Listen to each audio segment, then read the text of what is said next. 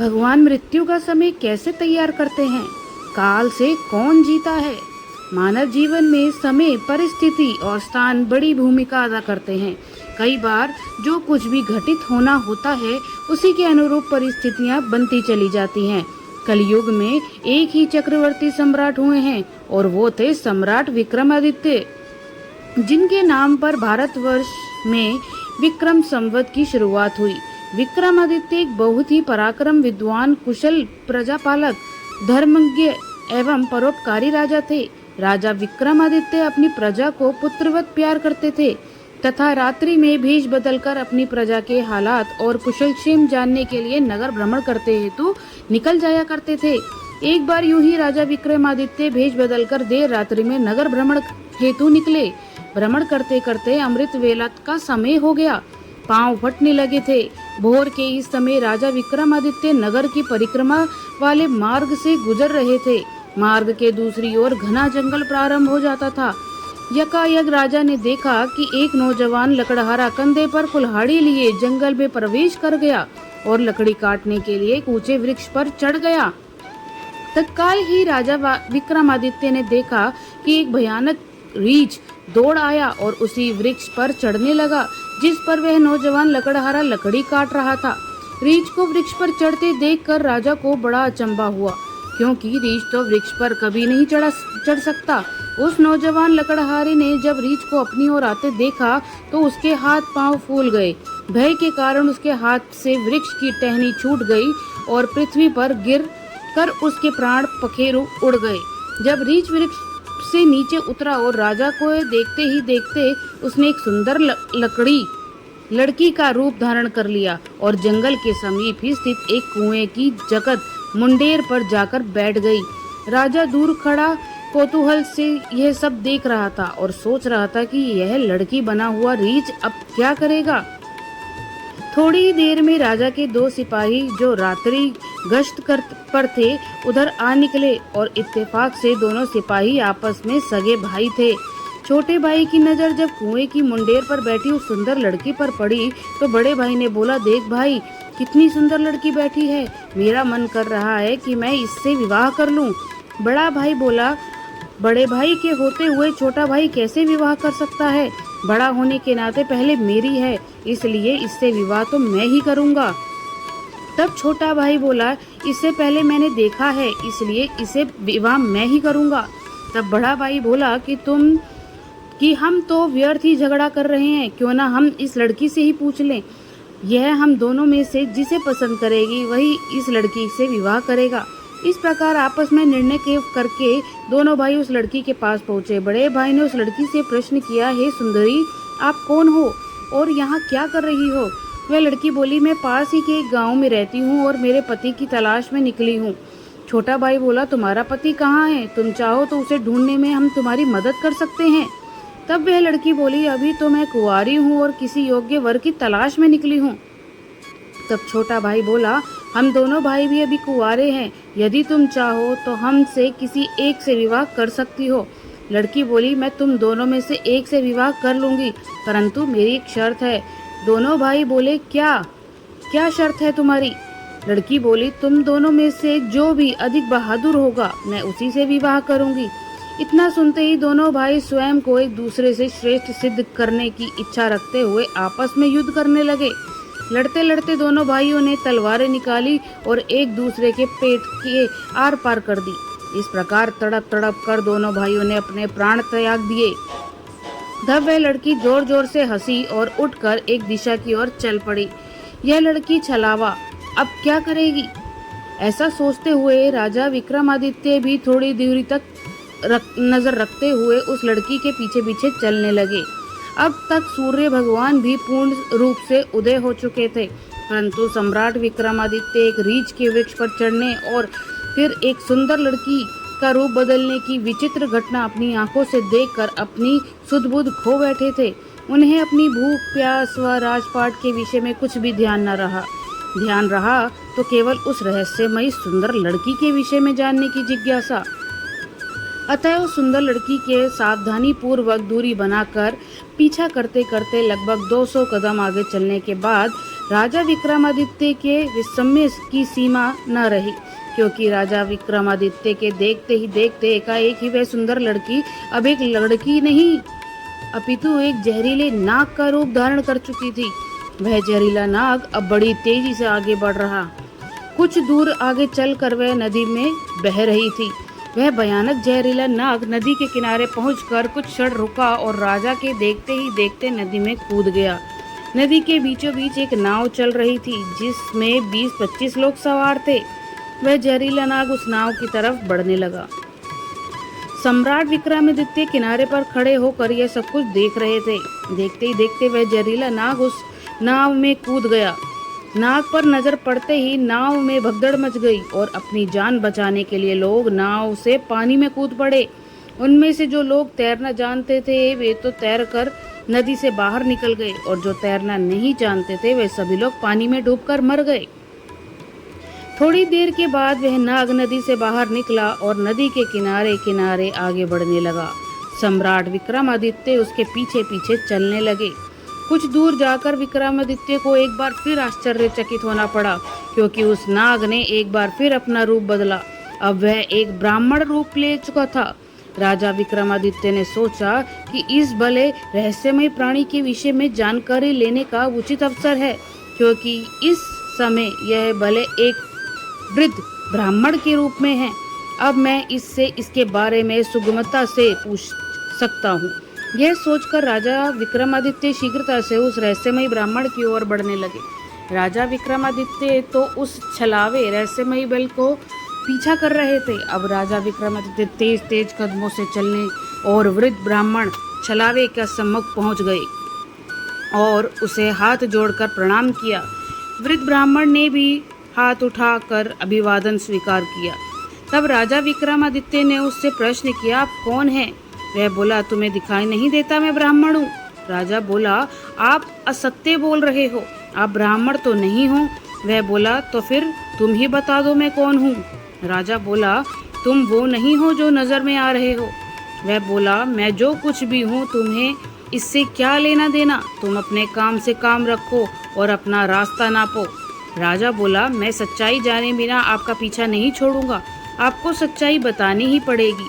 वह बोला, मैंने तुम्हें बताया तो है कि मैं एक ब्राह्मण हूँ। राजा बोला, आप मुझसे झूठ नहीं बोल सकते, मैं आपका तब से पीछा कर रहा हूँ जब आप रीछ बने हुए थे।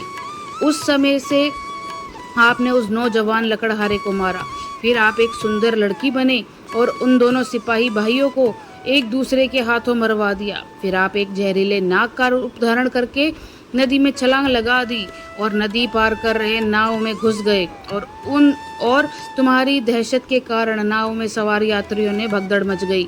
नाव पलट गई और आधे यात्री नदी में डूबकर मर गए। अब आपने वृद्ध ब्राह्मण का रूप धारण किया है, अब सीधी तरह से सच सच बता दो आप कौन हो। वह बोला, यदि ना बताऊं तो? यह सुनकर राजा ने अपनी तलवार निकाली और बोले, तो फिर मरने के लिए तैयार हो जाओ। तुम जानते नहीं हो यह राजा विक्रमादित्य की नगरी है और मैं राजा का वफादार नौकर हूँ। इस धर्मात्मा राजा की नगरी में इतने लोगों की जान लेकर तुम जीवित कैसे बच सकते हो? अब मरने से पहले जल्दी से बता दो कि तुम कौन हो।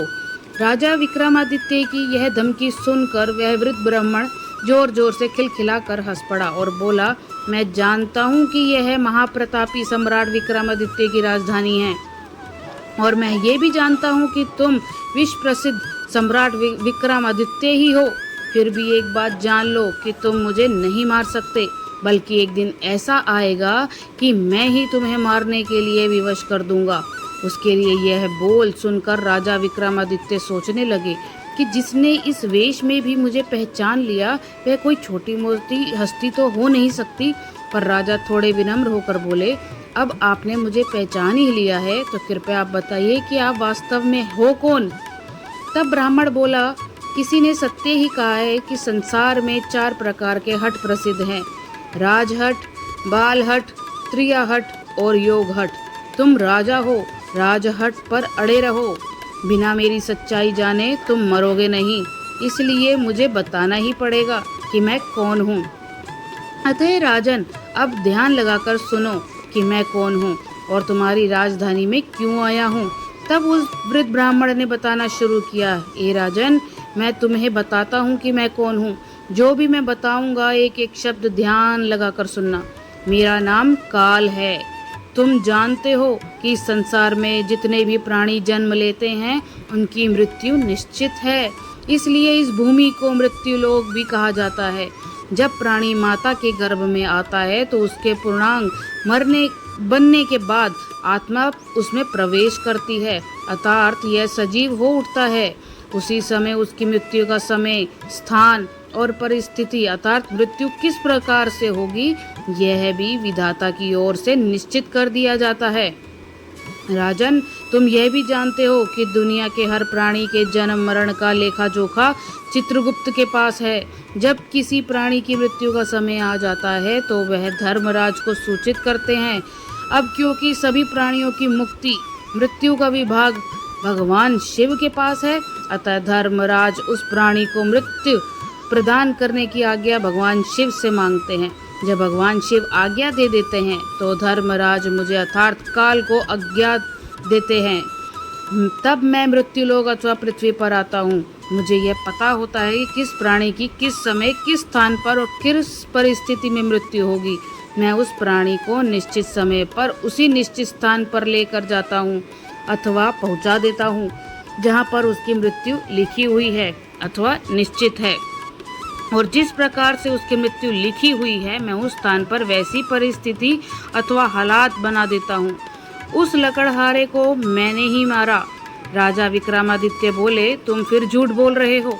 मैंने स्वयं अपनी आंखों से देखा है कि उस लकड़हारे की मृत्यु का कारण तुम ही थे।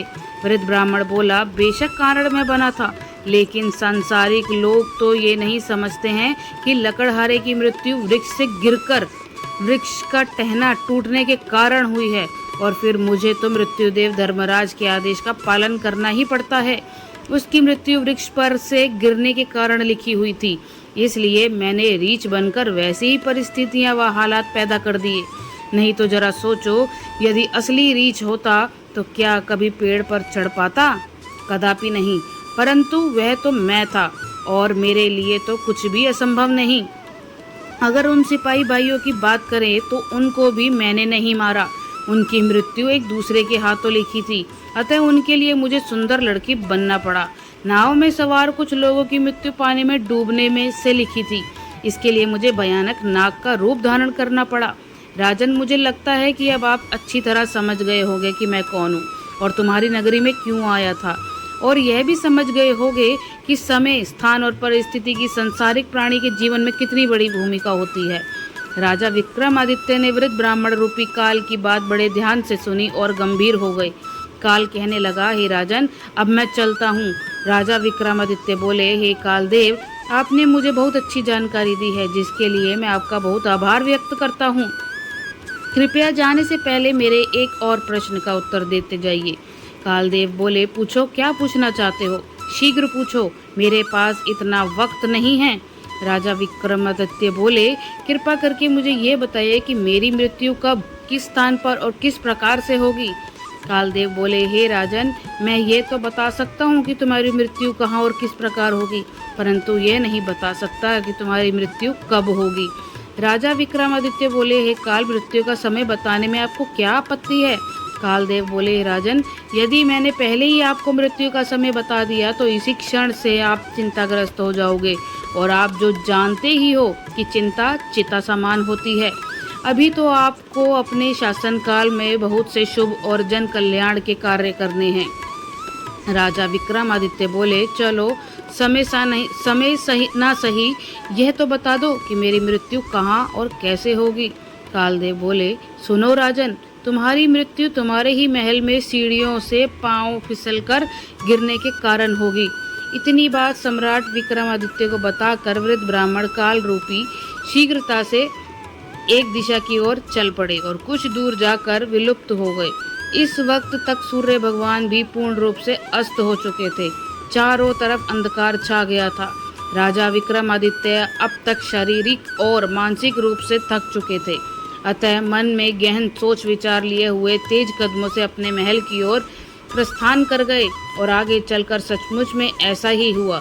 राजा विक्रमादित्य की मृत्यु अपने महल की सीढ़ियों से फिसलकर गिरने से ही हुई थी और इस कथन की पुष्टि इतिहासकारों ने भी की है।